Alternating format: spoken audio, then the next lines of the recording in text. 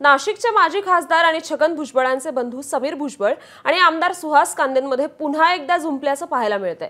माझा राजीनामा अजित पवारांनी स्वीकारलेला नाही असा दावा समीर भुजबळांनी केला होता।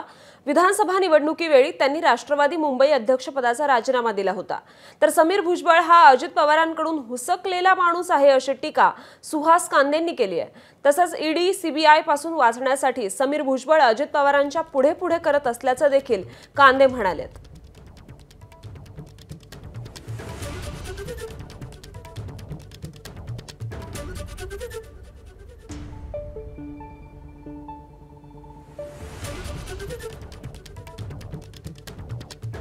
त्यामुळे समीर भुजबळ आणि आमदार सुहास कांदेंमध्ये असलेला वाद पुन्हा एकदा समोर आलाय।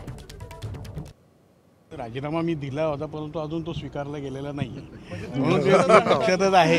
आणि नंतर निवडणुकीनंतर सुद्धा अनेक ठिकाणी पक्षाच्या ज्या मुंबईमध्ये इथे तिथे कार्यक्रमामध्ये मी होतो, त्याच्यामुळे मी पुढे मुंबईचं अध्यक्षपद किंवा दुसरी काही ते आता ते मुंबई आणि प्रदेश अध्यक्ष आहेत, राष्ट्रीय अध्यक्ष हे सगळे निर्णय घेतील।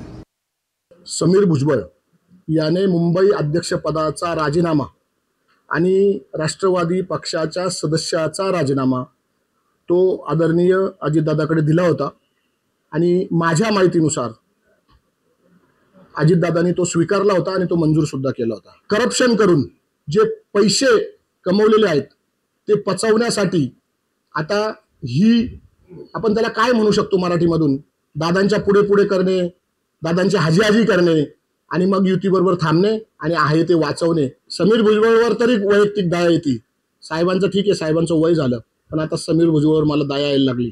मी त्याला शुद्ध भाषेत आपण एखाद्या प्राण्याला हुसकतो आणि तो प्राणी आपल्याकडे परत परत येतो, त्याचप्रमाणे याला हुसकल्या जातं आणि हा येतो।